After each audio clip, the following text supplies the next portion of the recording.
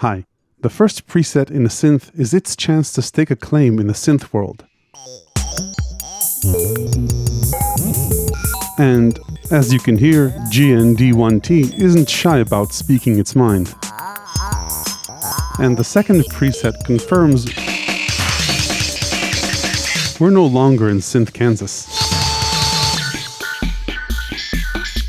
Speak and Glitch is based on a chip inside the 1978 Speak and Spell toy,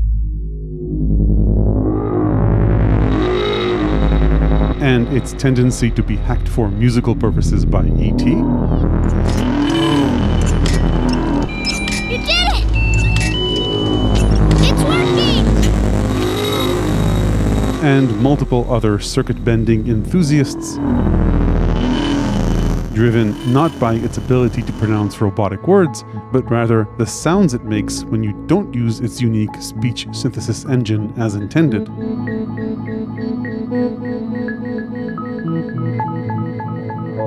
GND1T is a standalone synth based on a combination of two elements: a heavily modified software emulation of the Texas Instruments speech synthesis chip at the heart of Speak and Spell that lets you play, mangle, and glitch its word set in multiple wild ways, alongside a chaotic generative drum sequencer that can trigger internal sample-based kits or external MIDI instruments. In this video, I'll attempt to make sense of its madness, though fair warning, I don't think that's fully possible.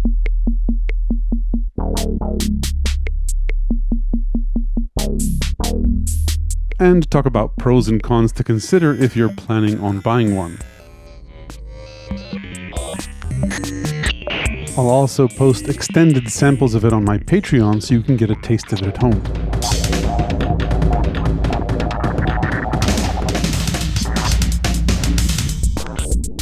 Before I start, quick disclosure.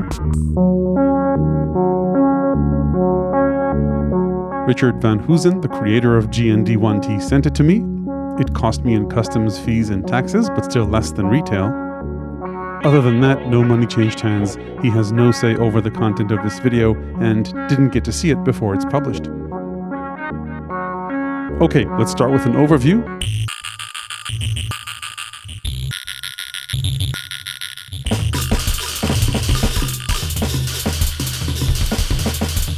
GND1T is a digital instrument that has two sound generators, a melodic stereo speech synthesis-based engine based on the vintage Speak and Spell speech chip. This is a monophonic engine, meaning it plays only one note or voice at a time. And then in parallel, 1T has a generative drum sequencer. Generative meaning based on modulators or even audio coming out of the synth.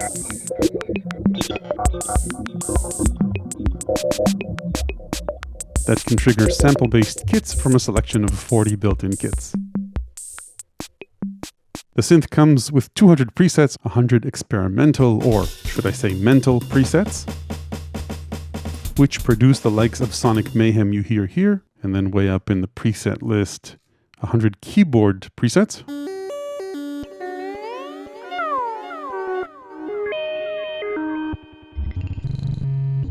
That also exude its character, but are more playable in the traditional sense. While the core engine can speak, quote unquote, one of 300 built-in words or phrases, that's not what makes it interesting. Rather, it's how you can mess with the speech engine and its various parameters in ways that can either slightly distort it or distort it in more extreme ways. In ways that can be anything from a slight departure from the original word to something totally different, all in a way that gives the synth a very distinct character. Besides the core synth and drum engines, Speak and Glitch has quite a few modulation options, including an envelope, MFO, LFO, SLFOs, and CLFOs. I'll explain all these. And then further down the signal chain, beside the speech filter, is a post filter, meaning a low-pass filter, and an echo or delay effect, which can also be used as a mini looper. Speak and Glitch also has extensive randomization and morphing features, so you can use its 200 factory presets as starting points for exploration without really diving into the individual sound design parameters. You can then play whatever the outcome is, either by pressing run or using an external keyboard, and it also has extensive expression capabilities, either using the internal pressure sensitive touch sensor, aftertouch, mod wheel, velocity, a breath controller. Then on the drum side, you've got 40 built-in kits. And like I mentioned, you can't sequence these drums. Rather, they're generated based on an internal algorithm. In terms of build, the enclosure is thick, solid steel. You've got a relatively big color touchscreen front and center. The screen is LCD, so you'll lose color and contrast as you view it from an angle. And it's not capacitive touch, it's resistive touch, so you'll need to apply a little bit of pressure to select items. When there's a parameter that you can edit, say for example, any one of these, you press it and turn the main encoder to edit its value. You can also map parameters to these 3 endless encoders. So for example, if I wanted to map this parameter to this encoder, just hold it, turn the encoder, hold another, turn the encoder, and another. And we now have direct control over these 3 parameters, even if we're on other pages, by the way. These encoders can actually control 6 parameters, another set of 3 when you hold Alt or Shift. So now we're controlling different parameters, and you can map an encoder to control more than 1 parameter at a time. And you can store 5 banks of these mappings, so 30 parameters in total. Under the screen are 3 touch sensors. Broadly speaking, the one on the right lets you dig in to patch parameters, and a long press or double press leads you to the index, which lets you choose pages of parameters. And you can also swap pages using this main encoder and pressing in to enter a page. The one in the center gets you to the main patch screen and also acts as a shift when you hold it. So you might see some alternative parameters here. And like I mentioned earlier, shift to choose a different parameter set with these encoders, and plenty of other alternative or shift parameters. And then the one on the left acts as a pressure sensitive mod controller, which is fully mappable. There are quite a few combos. For example, this combo randomizes synth parameters. And then these knobs control overall level, and with shift other parameters, and then this controls the post filter, so not the speech filter. And with shift, the echo level. As you can see, the buttons are very colorful. Generally speaking, when you select an item, its selected state is brighter than its non-selected state. And then again, generally speaking, because there are some exceptions on the parameter pages, the blue parameters are general synth parameters. Red parameters designate a mod depth, and green ones a crossfade, a mix between 2 mod sources. More on this later. And then these purple ones are buttons or toggles. In terms of the 12 parameter pages, this index lets you travel between them. Like I mentioned earlier, if you see 2 labels in one box on the index, it means these lead to controlling parameters of 2 different things. So for example, this button will lead us to controlling both the LFOs and tempo. Drums and bends have 2 parameter pages. So on drum page 2, you can also edit the core word the synth engine speaks in this case. The main push encoder has a lot of functionality based on which mode you're in.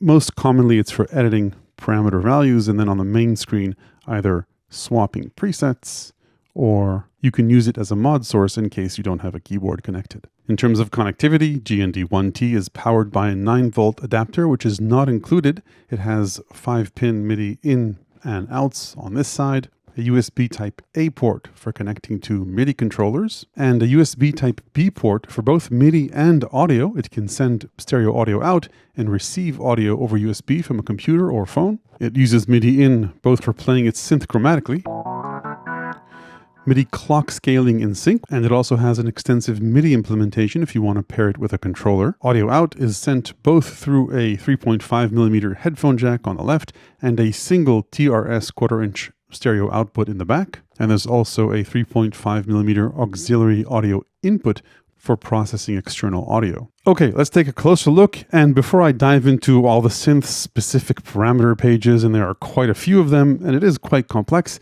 let's maybe zoom out to the patch screen, which is kind of like a performance screen. This includes a bunch of things you can do with patches after they're finished or with the factory patches. Run starts the patch at whatever the current pitch is if you don't have a controller connected, and drums starts the drums. Then you can obviously swap patches. And then this is where things get more interesting. For starters, I'll pick perhaps a patch where less is going on. So this is our core patch. And then drift is an interesting one. It will start to subtly, or not so subtly, drift parameters away from their core value. You can always revert a patch, by the way. And it will continue drifting unless I disable drift. So this again is our core patch.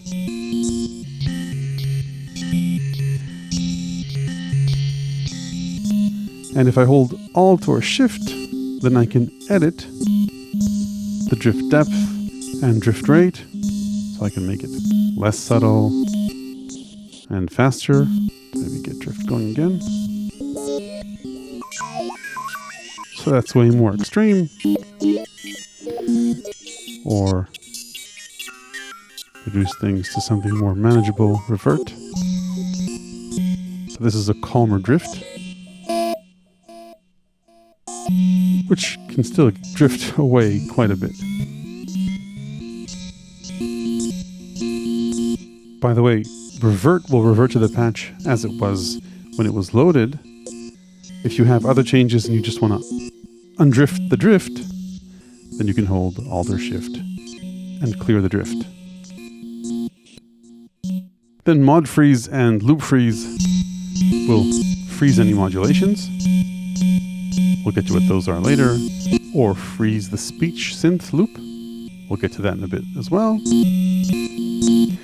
And then these three all morph the patch to another patch in one of three different ways. So let's say in this case, this is patch 82. And this is patch 83.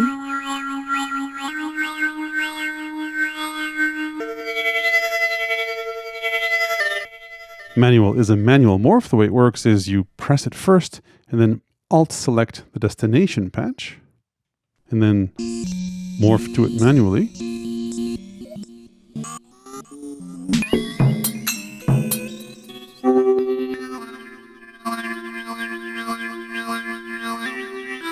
If I liked anything on the way, by the way.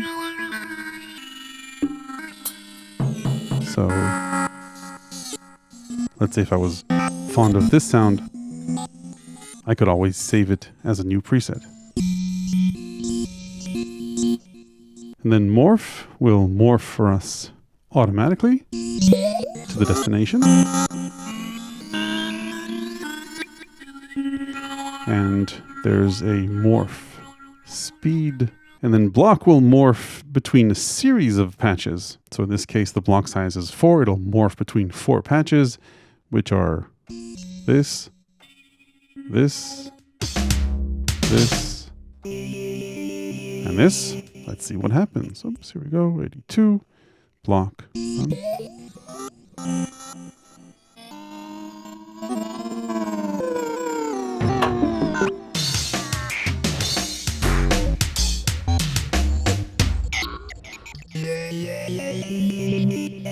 So that's block, and there are a few parameters here as well, like here we go.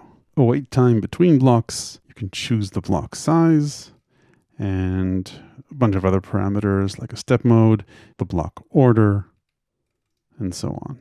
And then another way to explore presets is just to randomize them. So if you randomize everything, it's basically all bets are off. With drums, why not? Then you can randomize also just the synth parameters by holding these two. If we go to a synth parameter page, we'll see it here.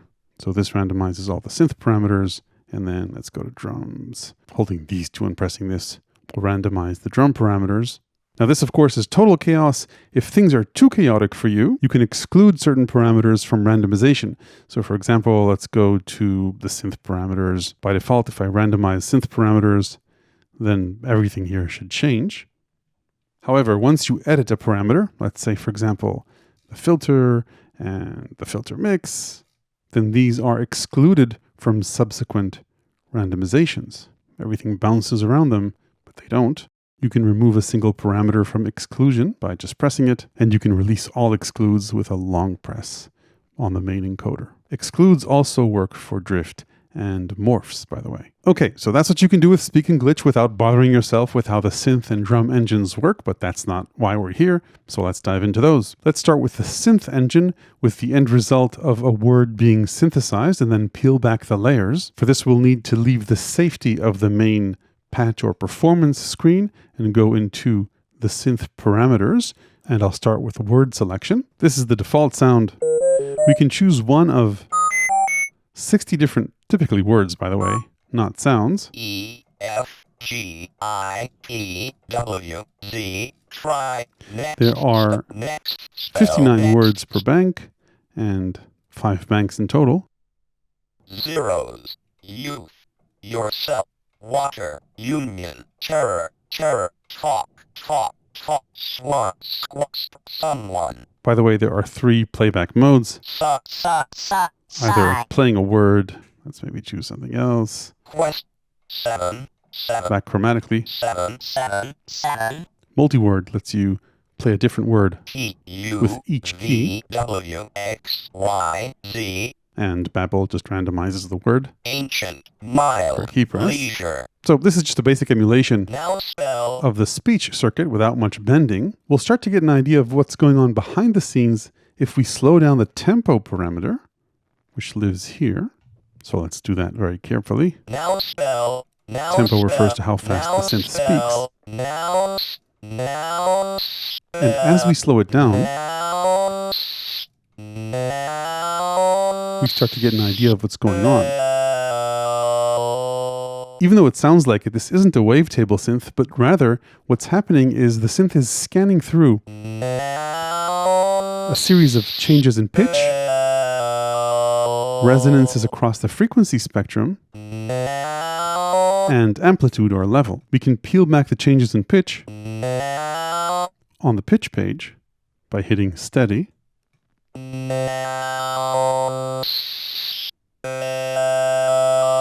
Then we can peel back the shifting resonances by going into the speech filter, not the post filter, the speech filter, and turning up deresonance, derez, as odd as it sounds. So 0 is with resonance. And the more we increase this, the fewer resonances we have, until we're left with a single waveform with changes in level. And if we really wanted to, we could also remove the changes in level in the oscillator envelope. If we choose to 0, and I'll increase hold, we just get the core waveform. And we can even take that to an extreme, go into the oscillator, and we have our choice of waveforms here. Crossfade to saw. Ignore that noise for a second, I'll get back to it. Crossfade to square. To pulse with noise or square with noise. Crossfade to PWM. PWM. You can see it's a bit glitchy, but still. PWM. Then the final option is a crossfade into an octave above, square. Now if you noticed, if I hold this long enough, we'll get to the noise section of Now Spell. That's called unvoiced. We can actually remove that as well. Unvoiced refers to consonants or sounds like S, SH, sh, or F, until we're just left with a raw waveform. And then silence, where we would have heard the noise. Okay, let's revert to an init patch. So the speech filter lets us, besides remove the resonances, also set the filter cutoff, which changes the formant characteristics of the sound. And there are a few other options. High clock and brightness, morphs the core waveform to a triangle, and a few modulation options, which we'll talk about later. A word basically plays through a loop. So if we go into the loop page, we can shorten that loop.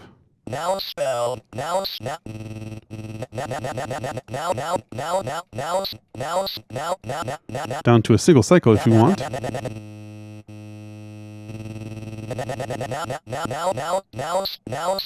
You can't change the start point. You can randomize the loop, which messes things up in a serious way. Luckily, that's undoable.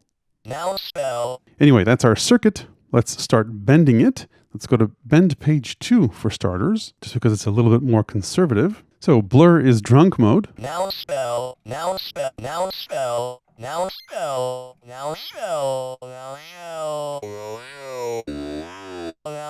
And warp causes frequency warping and distortion.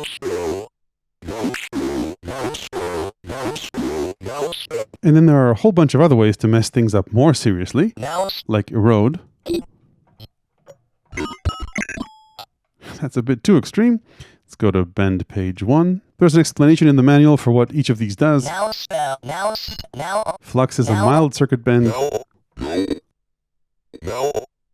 Gravity more dense. Plasma modifies gravity.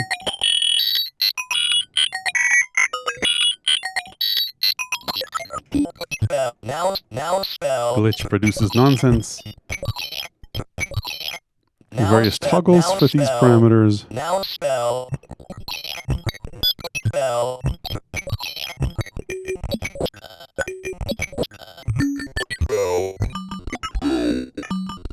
The last bit of cool quasi-circuit bending are the stereo options. So that's these 3 parameters down here. This changes the phase of the left and right sides. F stereo gives the speech filter asymmetric offsets. And then B stereo offsets the bend parameters.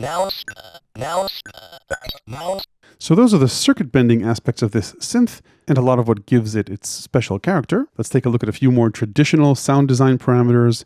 Pitch will let you re-pitch, obviously. And then besides modulation and fine-tune, steady, we talked about. Fifths,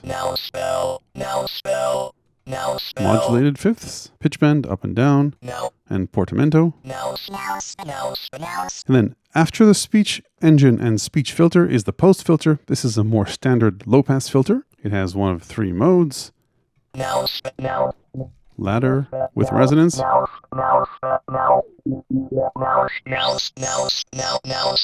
SVF. Or high cut low pass without resonance.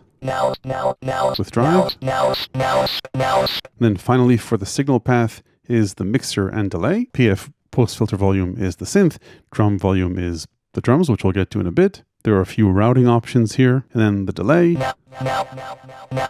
has delay times that can be either short or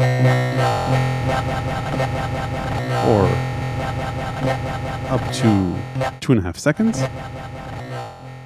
The delay can also be used as a mini looper up to 2.5 seconds long. Let's maybe not go that long. And so if we set repeats, then it'll just loop.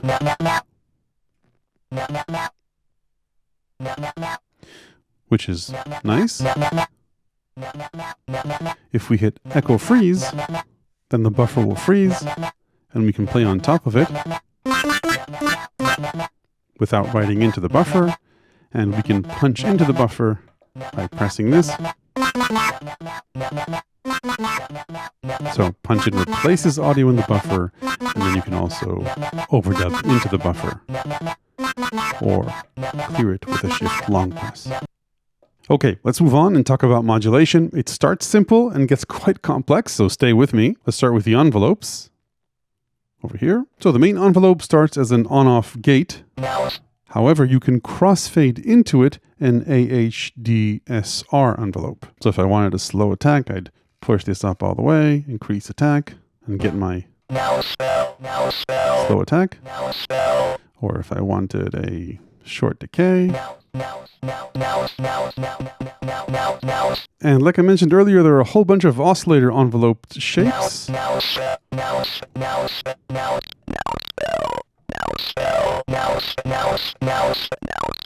Which can lead to interesting effects.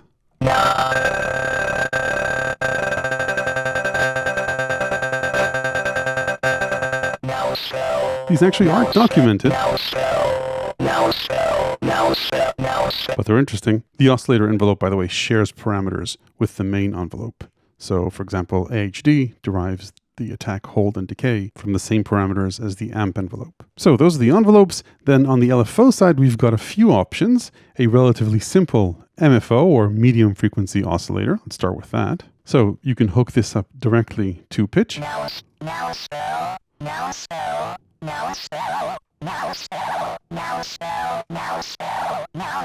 At relatively fast rates eventually. Or to amplitude, AM turbo, or tremolo, or to the speech filter.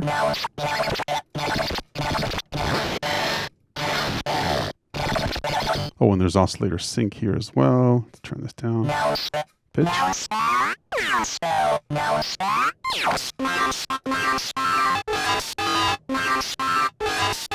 So that's pretty simple, but if we move on to the LFO page, that's when things get quite a bit more complex. So as you can see blinking here, this page lets us control the rate of 6 LFOs. The rates of LFO 1 and 2 can be controlled individually, and the slow LFO, LFO 1 and LFO 2, are controlled together with one parameter. One is just faster than the other. And then we've got 2 chaotic LFOs, again with their rate controlled together, but one, as you can see from the blinking LEDs, at a faster rate than the other. And there are a bunch of other options I won't get into now. Anyway, where things get really interesting but complicated is that to connect these LFOs to a destination, you need to go through something called a twin waveform modulation block. So let's take a look at an example of such a block, say on the pitch page. And to keep things simple, I've got just a sawtooth waveform. So each mod block has 2 LFO sources, a mix control between the two, and then a mod depth control for the output of the mix. And then you choose the waveform for each of the 2 waveforms using the encoder. So let's take, for example, tri, which means LFO1 triangle waveform, and let's choose waveform number 2, say a square. So if I go into my mod depth and increase it, we'll get a triangle waveform based on the rate of LFO1, and as I move the mix up towards LFO2 as a source, it'll morph into a square waveform. Now if we go back to the LFO page, you'll see we've got LFO 1 and 2, and then slow LFO 1 and 2, and chaotic LFO 1 and 2. These are fed into the 2 sides. So the 1s go into this side and 2s go into this side. And then we can just cycle through a bunch of shapes. Different pulse widths, falling saw, rising saw, different pulse widths, different random options. The envelope, slow LFO1, different pulse width options for slow LFO1, the complex LFO or chaotic LFO, different pulse width options for the chaotic LFO, the loop rate, the drums as a mod source. Definitely no shortage of mod sources. So that's one mod block. Remember, crossfades are green, mod depths are red. Now, life is good for parameters that have an entire dedicated twin mod block. For example, the speech filter. So source 1, source 2, mix, mod depth to the filter cutoff. Same goes for the post filter. 2 sources, mix, mod depth. Even the loop parameter has its own mod block. Where things get more complex is parameters that borrow mod blocks from other sources. So for example, the MFO mod block borrows the mix from the loop mod block. That's what these parentheses mean. Same goes for the drum kit. The kit mod depth is over here and the two sources are here. However, the mix is determined here. And then for the bends, all of these mod depths use the bend mod, which is over here. So it takes a while to wrap your head around this. Anyway, those are the mod blocks. And finally, for modulation, any continuous parameter. So say, for example, if I go into the filter, the speech filter cutoff or derez, any one of these can be controlled by expression. So let's say that I wanted to modulate this with aftertouch. You just hold the parameter and press the expression touch sensor, increase aftertouch mod depth, and we have control of the parameter. The breath control parameter is mapped by default to the touch sensor, so we can use that as well for expression. And this applies to almost all the continuous parameters in the synth, I think. So for example, the filter, again, hold, press. This is its mini mod matrix. Let's say assign the mod wheel to this one. And if you want to roam about the mod matrix, just press here and you can move between the different parameters and see which expression controllers control them. The XP LFO, by the way, isn't a separate LFO, rather it's yet another mod block that can be fed into here. Let's say I wanted to modulate the resonance. So hit this, choose expression, XP LFO, increase the mod depth, and we can now modulate resonance. The XP LFO mod block, by the way, lives here along with bend 2. Scaling is its mod depth. Mix controls the mix between these two parameters. If I wanted to, by the way, I could also control its depth with, say, aftertouch. So I could hold this, again, press express, increase the mod depth of aftertouch. And now we'll only hear the resonance change if I press down on aftertouch. And while we're here, we can use Note XP to control one of the mod sources or swap patches. So this is a totally unrelated feature, but if we go back here, you'll see that every note will play a different patch around whatever the middle patch is. So let's say go to the more insane patches.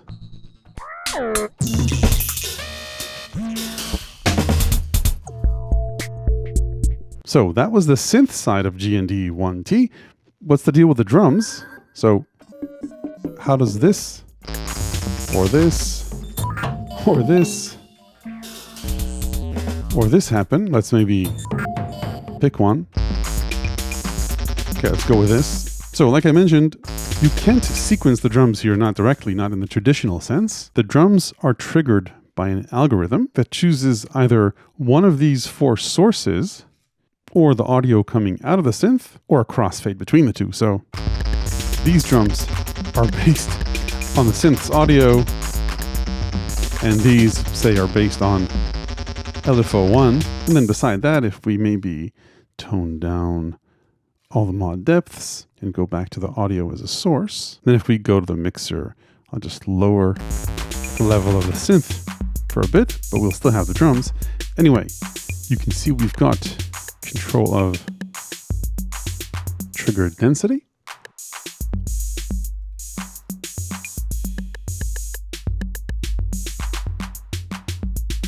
the rate, and the pattern. Don't forget, all this is triggered based on the audio, which I've silenced so we could only hear the drums. And we can improv a bit.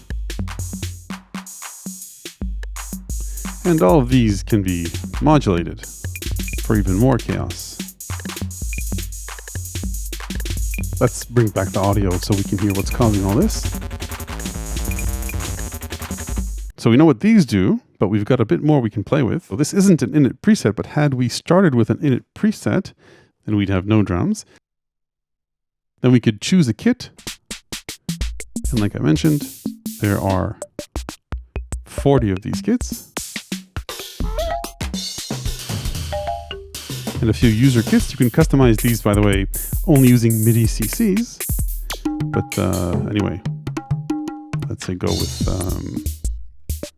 CR78. Anyway, that's our core kit. But just so things don't get boring, we can choose 2 other kits, which we won't hear until we increase kit mod,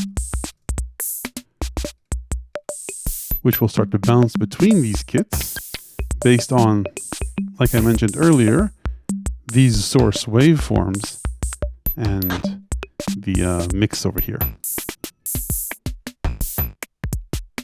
You can't load up your own samples, and you've got just basic sound design control. Decay for playback, and drive for the drums. If you hold Shift or Alt on this page, you can access MIDI kits. This lets you map the MIDI notes for each of the 3 user kits. You've also got mutes here if you want. Moving on, Speech and Glitch doesn't have an arpeggiator or sequencer. However, since words contain pitch sequences, these can be used to create interesting arps or sequences. Let's say if you listen to another patch. I think this one is an interesting one. Again, I'll turn off drums.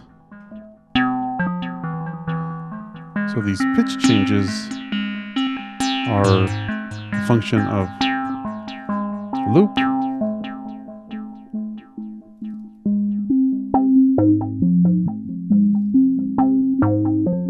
and loop modulation, and of course the loop mix.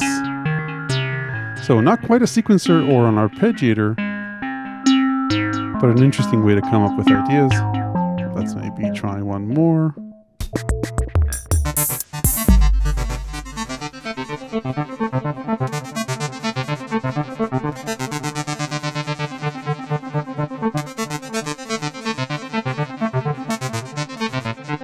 So this is how a spoken word can turn into a sequence.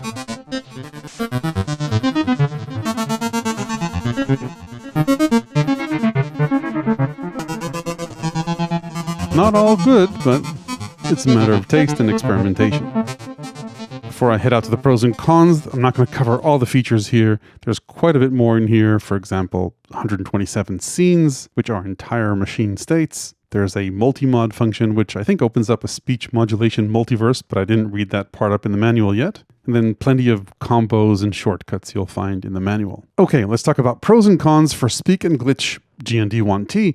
On the pros side, I think that it's a truly unique synth in the landscape of what's out there today. And it's not about speaking robotic words. There are plenty of other software and hardware synths that can do that, based on a similar engine, by the way, like Platts from Mutable Instruments and its free software version in VCVRAC, or Arturia's Microfreak and Minifreak's speech engines. So this isn't about saying full words.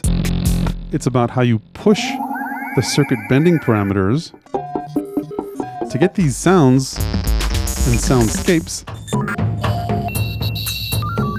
which are maybe a distant memory of spoken words that have been circuit bent so far to sound completely unlike a speech synth or any other synth out there, I think. And it's not just the circuit bending, it's also all these wild LFOs and chaotic LFOs that are mixed and cross-mixed into different destinations. For better or worse, I'm not familiar with any synth that sounds like this. Not all of its sounds or presets are ones I'd necessarily want to use in my music, but the ones that I would are a breath of fresh synth air. The randomization, morphing, and drift controls, along with a chaotic drum sequencer, make using this synth kind of like a musical slot machine. I often wasn't happy with the result I drift or morphed or randomized myself into, but every now and then I hit a musically inspiring jackpot. Also, I think that, at least as of the making of this video, it's priced relatively reasonably for a boutique one-man shop synth. Then on the cons side, I never thought I'd be complaining about too many features, parameters, or modulation options, and I'm not. But here, the problem is that even though Speak and Glitch has a generously large high-res screen, its parameters are constrained into this rigid structure of 12 pages of 12 parameters each without a unique representation of what they are or how they're related to each other. The result is that some modules or parameters are split out across multiple pages. Some parameters that relate to two modules are grouped together, and it's not clear which is what until you get an understanding of how the synth works. And I think most confusing of all, since names are limited to 7 characters, it's not always clear what they do. For example, I may remember what the parameters on this page do now, but I doubt I will when I come back to this synth in a week or two. Same, for example, goes for parameters on this page. What's ADMDP, or what does runt do? What exactly are these envelope types? Or what's the mod source these mod depths are referring to? With such a nice high-res screen, I don't think we should be forced to open the manual for these things. I think onboard help is essential here, or at the very least a way to show the full words behind abbreviations and which sources feed into which destinations. Also, what doesn't help with the learning curve, and I get it that this is a non-traditional synth, is the equally non-traditional formatting of the manual. Luckily, I can report that ChatGPT easily devours this and gladly answers most questions correctly in easy-to-read black and white text. Further on the cons side, remember this is a mono synth. Now, I'm not sure you'd need polyphony for things like this, but many of its patches are really nicely playable, and I think would benefit from polyphony. I asked Richard, by the way, the current CPU can't handle it, so don't get your hopes up. Finally, these two things didn't bother me, but I know some of you will ask. You can't load up your own drum samples, and you can't load in your own words. It's just the onboard database of 300 words. The reason I don't think the latter is a big deal is because the point of this synth isn't getting it to say what you want, but rather how its engine can be bent into otherworldly soundscapes that just don't sound like any other synth or speech. And then one more con, the firmware update process may require you to open the synth up and press the teensy button to get things going, especially if you're on a Mac. That on its own isn't too much of a problem. However, after I finished filming this video and performing 3 or 4 firmware updates over the past few weeks and everything was fine, I got one more update file from Richard and that bricked the synth. I've been working with Richard to try and revive it, but regardless, Richard assured me that if this happens to buyers, he'll send them a new unit. So that's it for Speak and Glitch, a very characterful, chaotic, and often inspiring synth. I'll upload samples of it to my Patreon, where you'll also find my ever-expanding book of electronic music ideas, tips, and tricks. Hit like if this was useful, ring the YouTube bell below if you want to make sure you don't miss the next one. Thanks for watching.